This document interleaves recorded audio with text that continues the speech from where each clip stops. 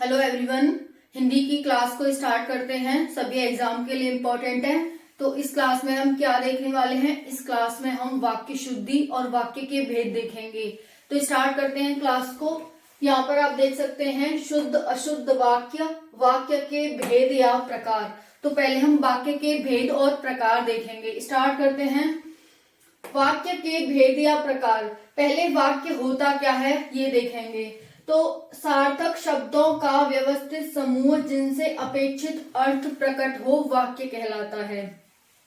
सार्थक शब्दों का यानी कि उसमें एक सार्थक शब्द होने चाहिए, एक उसका कुछ मीनिंग होना चाहिए। तो सार्थक शब्दों का व्यवस्थित समूह, और वो व्यवस्थित क्रम में होने चाहिए शब्द, उनका व्यवस्थित समूह जिनसे अपेक्षित अर्थ प्रकट हो, उनसे कोई अर्थ प्रकट हो रहा हो, उसी को हम वाक्य कहते हैं। जैसे कि कमल कीचड़ में खिलता है। कमल कीचड़ में खिलता है, ये एक सार्थक वाक्य। इसके जो शब्द हैं वो एक व्यवस्थित क्रम में है, तो इसे हम वाक्य कहेंगे। अब ये नहीं हो सकता कि कमल कीचड़ में है, नहीं खिलता हो रहा है। कमल कीचड़ में नहीं खिलता हो रहा है। अब ये कौन सा वाक्य हुआ? खिलता अभी आ रहा है और हो रहा भी है, तो ये कोई वाक्य नहीं है। ठीक है, तो शब्द वाक्य क्या होता है? वाक्य वो होता है जिसका सार्थक शब्दों का व्यवस्थित समूह जिनसे अपेक्षित अर्थ प्रकट हो, उसे हम वाक्य कहते हैं। ठीक है, तो यहाँ पर देख सकते हैं इसकी डेफिनेशन हो गई वाक्य की। अब इसके लिए अनिवार्य तत्व कौन से होते हैं? वाक्य होने के लिए क्या क्या अनिवार्य तत्व होते हैं वो देखते हैं। तो इसके लिए 6 तत्व होते हैं कोई भी वाक्य होने के लिए। किस आधार पर कहा जाएगा कि ये वाक्य है? तो उसके लिए 6 तत्व बताए गए हैं। पहला है सार्थकता, कि वो एक सार्थक होना चाहिए, व्यवस्थित समूह होना चाहिए, व्यवस्थित क्रम होना चाहिए, उसका कोई सार्थक अर्थ निकल रहा हो, उसी को यहाँ सार्थक कहा गया है। दूसरा है योग्यता। योग्यता के आधार पर हम किसी भी वाक्य का डिफाइन करते हैं, उसका निर्धारण करते हैं। तीसरा है आकांक्षा, चौथा है निकटता, फिर है पदक्रम और फिर है अन्वय। तो ये हमारे 6 क्या हैं? तत्व हैं किसी भी वाक्य का निर्धारण करने के लिए। नेक्स्ट है अर्थ के आधार पर वाक्य के 8 भेद होते हैं। एग्जामिनर आपसे ऐसे पूछेगा कि वाक्य के लिए कितने तत्व आवश्यक होते हैं, कितने तत्व अनिवार्य हैं, तो आप 6 बताएंगे। वहीं पर आपसे पूछता है कि वाक्य के अर्थ के आधार पर कितने भेद होते हैं। वाक्य के अर्थ के आधार पर कितने भेद होते हैं, तो आप बताएंगे 8। कौन कौन से? विधानवाचक। विधानवाचक कैसे? राम एक आज्ञाकारी पुत्र थे। राम एक आज्ञाकारी पुत्र थे, ये विधान है। ठीक है, इसे कोई नहीं मिटा सकता कि राम एक आज्ञाकारी पुत्र नहीं थे। तो राम एक आज्ञाकारी पुत्र थे, ये एक विधान है। दूसरा है निषेधवाचक। निषेधवाचक कैसा होता है? कोई मना करता है, कोई किसी काम को करने से किसी को रोकता है, ये निषेधवाचक हो गया।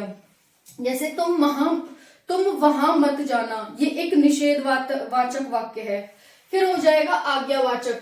तुम वहां चले जाना, ये किसी को आज्ञा दी जा रही है। ठीक है, तुम मेरे लिए एक गिलास पानी लेकर आओ, ये किसी को आज्ञा दी जा रही है।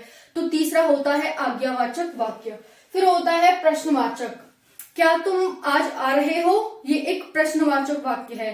क्या तुम आज आ रहे हो, ये इसमें पीछे प्रश्नवाचक चिन्ह आएगा, और ये एक प्रश्नवाचक वाक्य है कि कोई किसी से पूछ रहा है कि क्या आज तुम आ रहे हो, क्या आज तुम आओगे, क्या आज तुम मथुरा जा रहे हो, क्या तुम कल मथुरा जाओगे, तुम कहां से आ रहे हो, तुम कैसे आए, तुम क्यों आए। तो ये सारे प्रश्नवाचक वाक्य होते हैं। तो हमारा नेक्स्ट हो गया चौथा प्रश्नवाचक वाक्य।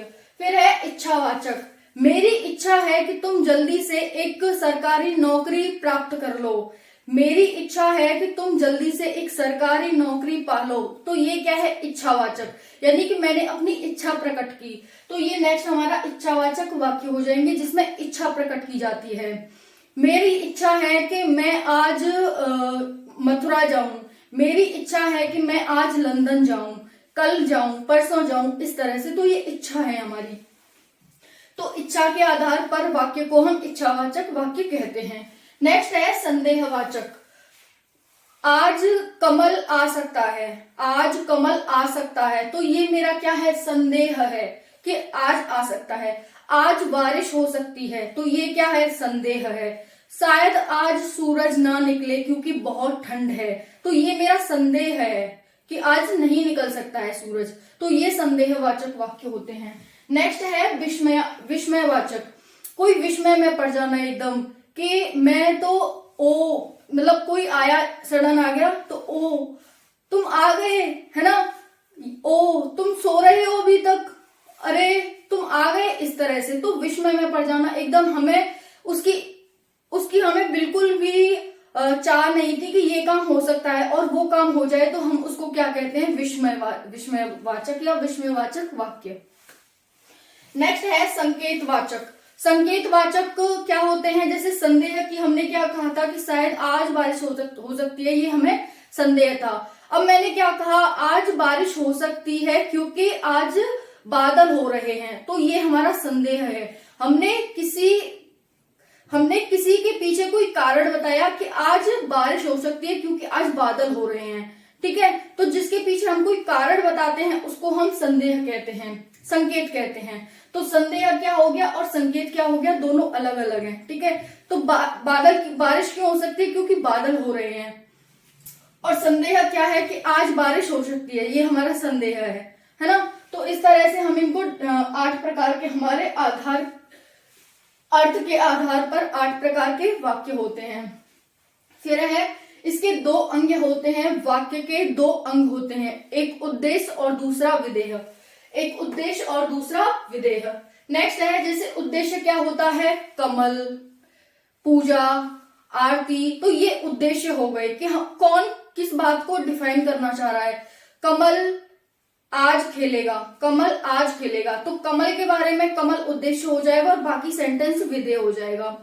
पूजा आज पढ़ने जाएगी, तो पूजा इसमें उद्देश्य हो जाएगा, बाकी सभी विधेय हो जाएगा, जो भी है, ठीक है। मैं आज बाजार जा सकता हूं, तो मैं यानी कि मेरे बारे में कहा जा रहा है, तो मैं एक उद्देश्य हो जाऊंगा, बाकी सभी विधेय हो जाएगा। इस तरह से तो ये उद्देश्य और विधेय होते हैं। फिर रचना के आधार पर इसके 2 भेद होते हैं, कौन कौन से, सरल या साधारण और संयुक्त वाक्य। तो हमने वाक्य के लिए हमने क्या क्या देखा, वाक्य के बारे में हमने क्या क्या देखा, एक बार रिपीट करते हैं। हमने देखा वाक्य के भेद या प्रकार। पहले हमने देखा वाक्य क्या होता है, तो सार्थक शब्दों का व्यवस्थित समूह जिससे अपेक्षित अर्थ प्रकट होता है, उसी को हम वाक्य कहते हैं। अब एग्जामिनर आपसे वाक्य की डेफिनेशन ही पूछ सकता है 4 ऑप्शन दे करके कि वाक्य की डेफिनेशन, वाक्य की परिभाषा निम्नलिखित में से कौन सी है, तो आपको यहाँ ये मदद करेगी, ये जो हमारी डेफिनेशन लिखी हुई है। फिर बोल सकता है कि निम्नलिखित में से वाक्य के अनिवार्य तत्व कितने होते हैं, 2 होते हैं, 4 होते हैं, 6 होते हैं, 8 होते हैं। तो अनिवार्य तत्व 6 होते हैं, कौन कौन से हैं वो आप देख लेंगे। फिर है अर्थ के आधार पर वाक्य के 8 भेद होते हैं, कौन कौन से हैं, मैंने सेंटेंस के आधार पर बताया, वो देख लेंगे। फिर वाक्य के यहाँ पर 2 अंग होते हैं, ये अंग की बात हो रही है। जैसे ये कोई वाक्य लिखा है तो इसमें कौन सा उद्देश्य होगा और कौन सा विधेय होगा, तो सीता उद्देश्य होगी और बाकी सभी विधेय होगा, ठीक है। यहाँ पर वह उद्देश्य होगा और बाकी सभी विधेय होगा, तो यहाँ पर उद्देश्य और विधेय। फिर रचना के आधार पर इसके 2 भेद होते हैं, सरल या साधारण और संयुक्त, ठीक है। अब एग्जाम में आपसे शुद्ध अशुद्ध वाक्य पूछे जाते हैं, क्योंकि मैंने यहाँ पर शुद्ध अशुद्ध वाक्य लिखा है। तो शुद्ध अशुद्ध वाक्य के लिए पहले आपको कुछ चिन्ह देखने होंगे, जैसे चिन्ह का नाम और उसके चिन्ह, नाम और चिन्ह। तो देखो यहाँ पर पूर्ण विराम या फिर विराम, ठीक है, पूर्ण विराम कह लो या फिर विराम कह लो, इसका क्या अर्थ होता है, इसका कौन सा चिन्ह होता है, पूर्ण विराम या विराम। आपसे एग्जामिनर कैसे पूछेगा, देखो आपको यहाँ क्वेश्चन दिख रहा होगा, निम्नलिखित में से कौन सा अल्प विराम है, ऐसे पूछेगा, निम्नलिखित में से कौन सा पूर्ण विराम का चिन्ह है, ठीक है। तो 4 ऑप्शन देगा, उसमें से एक ये भी होगा आपका पूर्ण विराम का, तो आपको टिक लगाना होगा। देखो हिंदी के 40 क्वेश्चन आने वाले हैं, एसएससी जीडी में, यूपीएसआई में, यूपी कांस्टेबल में, इन सभी में इतने क्वेश्चन आते हैं। तो उसमें से 1-2 क्वेश्चन से तो ये तो है नहीं कि शायद ये आ सकता है वो आ सकता है, सभी जितने हमारे टॉपिक आते हैं हिंदी में सभी टच करेगा, 1-1, 2-2 क्वेश्चन सभी से उठाएगा, तो इसीलिए आपको यहाँ पर ये देखना है, ठीक है। तो पूर्ण विराम या विराम का चिन्ह कैसे होता है, ये पूर्ण विराम का है, सीधा एकदम पूर्ण विराम मतलब जैसे एग्जाम्पल से देखते हैं, सीता छत पर जा रही है, ये क्या है, सीता छत पर जा रही है, बस स्टॉप। अब और कुछ आगे है ही नहीं बोलने को, तो यहां उसने स्टॉप लगा दिया। दूसरा है अपूर्ण विराम का या फिर उपविराम।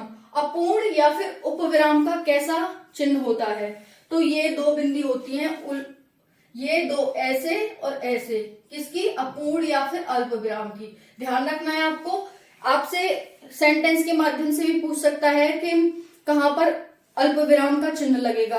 एकदम सादा सिंपल सेंटेंस दे देगा और उसमें पूछ लेगा कि निम्नलिखित में से किस जगह पर ये हमारा अल्प विराम लगेगा, या फिर आपसे सिंबल पूछ लेगा निम्नलिखित में से कौन सा अल्प विराम का चिन्ह है, 4 ऑप्शन दे देगा। तो इस तरह से तो अपूर्ण विराम या उपविराम का चिन्ह ये होता है। जैसे यूज कैसे करेंगे सेंटेंस में, अतः वह राजा अवश्य बनेगा।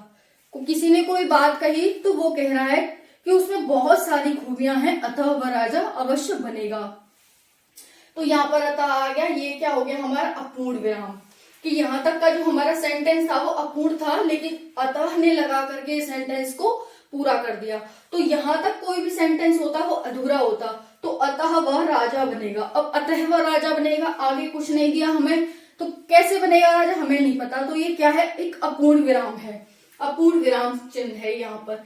फिर आ जाएगा अर्धविराम। अर्धविराम में कैसे होता है, एक ऊपर बिंदी नीचे कॉमा। कमल, अब कमल हमारा अर्धविराम लगा हुआ है, BA MA BEd MEd किया हुआ है, या फिर कमल के पास BA MA BEd MEd की डिग्रियां हैं, इस तरह। फिर अल्प विराम कैसे होता है, सिर्फ एक कॉमा आता है, हाँ मैं लिख सकता हूं, तो यहाँ पर आएगा हाँ मैं लिख सकता हूं, हाँ थोड़ी देर रुका, अल्प विराम का मतलब रुका, हाँ मैं लिख सकता हूं। फिर उसके बाद प्रश्नवाचक, क्या बसंती नाचेगी, ये एक प्रश्नवाचक है, क्या बसंती नाचेगी, तो यहाँ पर एक प्रश्नवाचक आएगा क्योंकि यहाँ पर क्या आया है। फिर विस्मयार्थ बोधक है, विस्मयार्थ बोधक में एक डंडा और नीचे बिंदी आती है, जैसे वाह आप आ गए, वाह आप आ गए, यानी कि आश्चर्य प्रकट करने के लिए, विस्मय प्रकट करने के लिए, ठीक है। फिर है उद्धरण चिन्ह। उद्धरण चिन्ह जैसे कॉमा, हम लिख देते हैं काल करे सो आज कर, आज करे सो अब, परिमय परलय होएगी बहुर करे वो कब। तो ये एक क्या है, ये एक दोहा है, ठीक है, और हम ये लिखा हुआ है, किसी मतलब ये नहीं है कि इसमें हर बार चेंज होता है, ये एक दोहा बन गया तो बस बन गया, हमेशा ही यही दोहा रिपीट होता रहेगा। तो ऐसे दोहाओं को हम इसमें रखते हैं डबल जो हमारा कॉमा होते हैं ना उसमें रखते हैं। जैसे अभी मैंने कोई भी चीज लिख दी, क्या लिख दिया, जैसे राम खाना खा रहा है, राम खाना खा रहा है। अब मैंने कोई सेंटेंस बना लिया और मैंने इस तरह से लिख दिया, तो ये क्या होगा, ये सिंगल कोष्टक में आएगा, यानी कि ये सिंगल, इस पर सिंगल कॉमा लगेगा। फिर नेक्स्ट है योजक। योजक में इस तरह से छोटी सी लाइन आती है, रेखा आती है, जय पराजय लाभ हानि धन दौलत राष्ट्र भक्ति, यानी कि एक जय पराजय उसका विलोम, लाभ हानि धन दौलत, यानी कि सेम भी हो सकते हैं, समानार्थक और विपरीतार्थक जो शब्द होते हैं उनके बीच में योजक चिन्ह लगता है। फिर है निर्देशक या डैश, एक लंबी लाइन होती है, ये इससे योजक से थोड़ी लंबी होती है, जैसे रमेश तुम कहाँ रहते हो, रमेश से पूछा जा रहा है, या फिर रमेश किसी से कह रहा है, रमेश कह रहा है तुम कहाँ रहते हो, रमेश तुम कहाँ रहते हो, इस तरह से। फिर हो जाएगा यहाँ पर कोष्टक, इस तरह से कोष्टक लग जाता है, जैसे हमें अपने देश, किससे, कौन है हमारा देश, भारत, तो हमने यहाँ पर ब्रैकेट में लिख दिया हमें अपने देश भारत से प्यार है। फिर हंसपद आता है, जिसमें हम कोई भी चीज हम गलती से भूल जाते हैं और फिर हमें बाद में याद आती है और हम उसे बाद में लिखना चाहते हैं, तो हम इस तरह से लगा करके ऊपर उससे चीज लिखते हैं, जैसे शिक्षा हमारे जीवन की आधार रेखा है, शिक्षा हमारे जीवन की आधार रेखा है। अब मैं यहाँ पर जीवन भूल गई थी, ठीक है, मैं एक आपको समझाने के लिए बता रही हूँ कि मान लो मैं यहाँ पर जीवन भूल गई थी, मुझे नहीं पता था कि यहाँ पर जीवन मुझे लिखना था लेकिन मैं भूल गई किसी कारणवश, तो मैंने क्या किया, यहाँ पर ये लगाया, फिर मैंने ऊपर जीवन लिख दिया। फिर नेक्स्ट है रेखांकन, ये नीचे होती है, जैसे ये सब बीच में होंगे, ये नीचे होगी बिल्कुल। रेखांकन, रमेश रामायण पढ़ता है, किसी भी शब्द को हाईलाइट करने के लिए इसे यूज किया जाता है। फिर है लाघव, ये किसी भी, मैंने लिख दिया अर्थव्यवस्था, तो अर्थ लिख करके मैंने उसके पीछे जीरो लगा दी किसी वाक्य को पूर्ण करने के लिए। तो ये क्या होता है, लाघव चिन्ह। जैसे ईसवी को मैंने इस तरह से ईसवी लिख दिया, ईसा पूर्व को इस तरह से लिख दिया, राजनीति को मैंने इस तरह से लिख दिया, अर्थव्यवस्था को इस तरह से। तो कोई भी अर्थ अगर हमें थोड़ा सा लिख करके उसे पूरा दिखाना हो तो हम ये लगाते हैं, कौन सा, लाघव चिन्ह, ध्यान रखना है। नेक्स्ट है लोप चिन्ह। जैसे रघुपति राघव राजा राम पतिति पावन सीताराम। अब मुझे पूरी लाइन नहीं लिखनी, मैंने क्या किया, 2 शब्द आगे के लिख दिए, 3 शब्द 4 शब्द पीछे के लिख दिए, बाकी मैंने डैश डैश कर दिया। तो ये क्या हो गया, ये हमारा हो गया लोप चिन्ह, यानी कि कुछ शब्दों का हमने क्या कर दिया, लोप कर दिया। ठीक है, नेक्स्ट है यहाँ पर तारक चिन्ह। तारक चिन्ह कौन से होते हैं, तारक चिन्ह ऐसे स्टार, कुछ भी हमें दिखाना हो जैसे कि इंपॉर्टेंट है तो हम उस पर स्टार लगा देते हैं, तो उसे हम तारक यानी तारे से रिलेट करके। नेक्स्ट है तुल्यात्मक चिन्ह। जैसे बराबर, लड़का लड़की बराबर है ना, राम श्याम बराबर हैं हाइट में, पढ़ने में, लिखने में। इस तरह से जब हम एक की दूसरे से तुलना करते हैं तो फिर बराबर चिन्ह लगाते हैं। फिर है तिर्यक रेखा। जैसे कि मैंने यहाँ पर लिखा था शुद्ध और अशुद्ध वाक्य, तो यहाँ पर या अथवा कुछ लगा देते हैं ना, तो इनकी जगह हम तिर्यक रेखा भी लगा सकते हैं। या अथवा की जगह या अथवा लिख लो या फिर तुम तिर्यक रेखा लगा लो। ठीक है, अब यहाँ पर देखो कुछ ना हमने एग्जाम्पल लिए हैं, एग्जाम्पल करते हैं, ठीक है, जिससे कि आपको समझ आ जाएगा। सरल वाक्य, साधारण वाक्य, संयुक्त वाक्य, ये सब हमने देखे थे ना वाक्य के भेद में। राम पढ़ता है, ये कैसा वाक्य क्या है, तो आप बताओगे राम पढ़ता है ये कैसा है, सरल, संयुक्त, मिश्र या फिर नॉन ऑफ द अबव वाक्य है। तो ये कैसा वाक्य है, सरल वाक्य है। ठीक है, नेक्स्ट है मोहन नहीं आने वाला है। मोहन नहीं आने वाला है, ये कैसा वाक्य है, बलदायक, स्वीकारात्मक, संदेहवाचक या फिर नकारार्थक। राम नहीं आने वाला है, तो ये कैसा वाक्य है, क्या नकारार्थक है, क्या स्वीकारात्मक है, उसने स्वीकार कर लिया, तो ये नकारात्मक वाक्य है। ठीक है, क्योंकि नहीं लग रहा है। नेक्स्ट है तुम यह काम मत करो। तुम यह काम मत करो, किसी को रोका जा रहा है, तो ये कैसा है, निषेधवाचक वाक्य है। नेक्स्ट है ईश्वर हमें सफलता दे। तो ईश्वर हमें सफलता दे, ये कैसा वाक्य है, क्या ये प्रश्नवाचक है। मैंने देखो अब यहाँ पर प्रश्नवाचक नहीं लिखा बल्कि उसका चिन्ह लिख दिया है। प्रश्नवाचक ये कौन सा है, तो यहाँ पर आप देख सकते हैं ये है हमारा विस्मयादिबोधक। ये कौन सा है, नकारात्मक, और ये कौन सा, इच्छावाचक।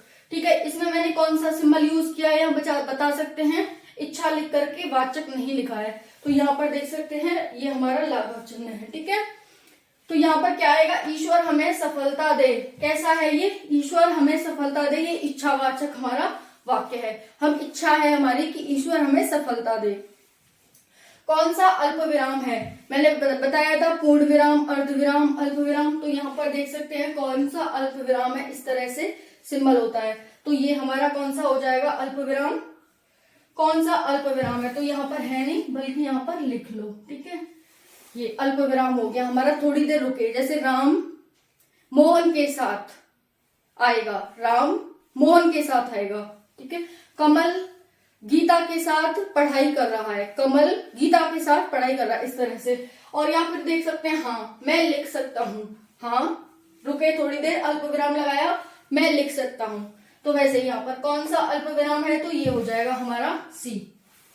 ठीक है, तो नेक्स्ट है कौन सा अर्धविराम है। अर्धविराम का मतलब क्या होता है, तो देखते हैं यहाँ पर अर्धविराम का चिन्ह हमारे पास ये होता है, एक बिंदी और नीचे कॉमा। तो देखो यहाँ पर बिंदी और कॉमा, तो यहाँ पर ये बिंदी और कॉमा कर लो, है नहीं यहाँ, तो ये हो जाएगा हमारा ए।